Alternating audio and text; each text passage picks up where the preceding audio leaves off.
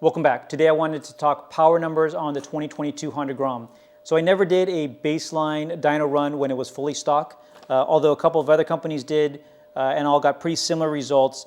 TST Industries did a run on their stock Grom and they made 9.27 horsepower and 7.66 foot-pounds of torque. So that's what I'm using as my baseline of a bone stock third generation Grom. Before I start doing bigger modifications to this bike though, I wanted to figure out from a power perspective exactly where I was, to figure out both where I should go and how much increase I'm able to get from the modifications I do from here on out. So again, on this bike right now, I really just have the bolt-ons. It's, I mean, they're nice bolt-ons, but the Yoshimura exhaust, the Chimera Engineering intake, the PCX 150 injector, and the DHM S1 cam. And then of course I've got the A-Racer RC Mini 5 and AF1 for fuel management, but that's all I've really done to this bike. And I was very pleasantly surprised with the amount of power that it was making, both when I rolled in the shop and even more so once I rolled out. So just for more frames of reference, the Honda Monkey, which I've done a lot of work on, it's got the 181 Takagawa big bore kit. It's got a port and polished head with bigger valves. It's got the cam. There's quite a bit that I've done to that bike. On the last dyno pull that I did on that before I left Florida, it was making 15.74 horsepower and 11.35 foot-pounds of torque. Also, the gray CT70 that has the Zongshen 190 in it, that was making at its best pull 16.98 horsepower and 9.77 foot-pounds of torque. So again, I was pleasantly surprised when on the first run that I did, I was able to pull 12.59 horsepower and just about 8 foot-pounds of torque. Also, a really good looking curve. That peak horsepower was at 8,950 RPM. Chaz Sonato, though, did the tuning on the bike.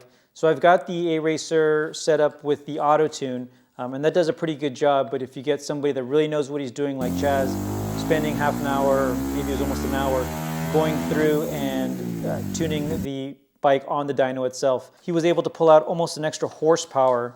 Again, with a good looking curve, the torque went up about a quarter, but getting up to 13.55 horsepower. And while 1 horsepower doesn't seem like a lot when you're talking about a bike that comes with just 9 horsepower stock, that's a pretty significant difference. And on my ride home, I could definitely feel that extra horsepower add after the tuning session. And Chaz really knows what he's doing. I'll link below to a video of him on the Hoonigan channel where he has a CBR 300 powered Honda Grom making 40 horsepower, racing one of the Hoonigan trucks. Anyway, it's a fun video anyway, but also just goes to show how much this guy knows what he's doing. So also big thanks to all the guys at Riders Block, Mike, whose shop it is, and then Chaz, who came in to do the tuning.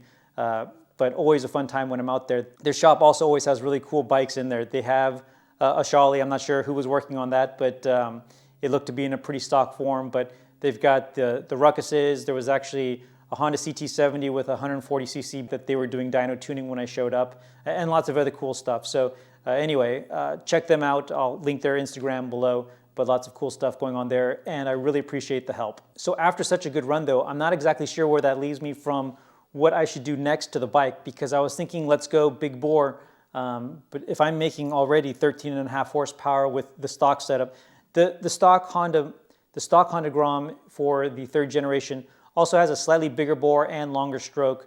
Again, that 9.27 baseline number is about a horsepower higher than it was for the SF and OG motors.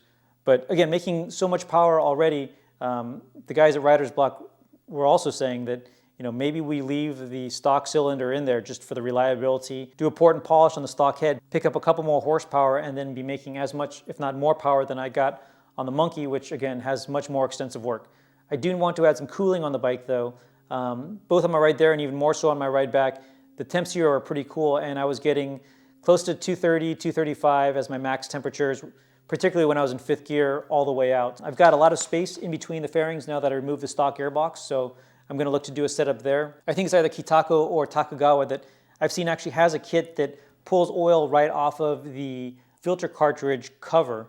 So instead of having to replace the entire clutch cover like we did on the previous generation Groms and Monkeys, that should be a clean way for me to get oil up into the system and cool things down just a bit. In a future video, I'll also find out how fast this is running now. In a video I did where I was comparing speeds of the 22 Grom to my 19 Monkey, I believe the Grom was doing 72 miles an hour as a top speed in a fully tucked position. On my ride home, I was seeing 74, 75 miles an hour, and that wasn't even in a full tuck. So I didn't have my camera with me. I actually had all my camera gear in a backpack ready to go for my time up there at Mike's shop, but when I was almost there, I was admiring myself in the reflection of a building, and I realized that I didn't see the backpack on my back. I was wearing my riding jacket, which is already kind of tight, so it felt like I had something there, but unfortunately had to film all the clips on my mobile phone. So that's why the quality of some of those aren't as good as the rest of the videos. And that's why I also didn't have my GoPro with me to throw on real quick to check out those top speeds. But I will do a top speed run of this, and I will also do a top speed run of the Monkey again, because I have done some more tuning on that one as well. So anyway, again, really excited about the numbers. Not exactly sure where I go from here, but I'm going to give it some thought. Maybe just, again, do the port and polish on the head. But I'm sure other vendors are going to come out with cool things that I'm not going to be able to resist trying, because I love tinkering with the bikes. So anyway, encouraging news that we can make relatively big power off of just the bolt-ons on this bike, because again, the stuff that I've done so far are kind of the standard things to do on the Grom first before you really start tearing into the engine. Okay, and one last thing, I thought I'd do a giveaway, including the Yoshimura beanie that came as a token of appreciation for the purchasers of the exhaust system, since production took a couple months longer than they had expected. And I thought I'd throw in a couple of the East Coast-ish keychains, which I still have for sale. I'll link in the description below. But anyway, if you'd like to win the beanie and a couple of the keychains, just leave a comment on this video, either about the dyno poles or the bikes or the channel or anything at all. On Friday, I'll go ahead and just randomly select one of the commenters and get this shipped out to you. So anyway, appreciate everybody watching the video.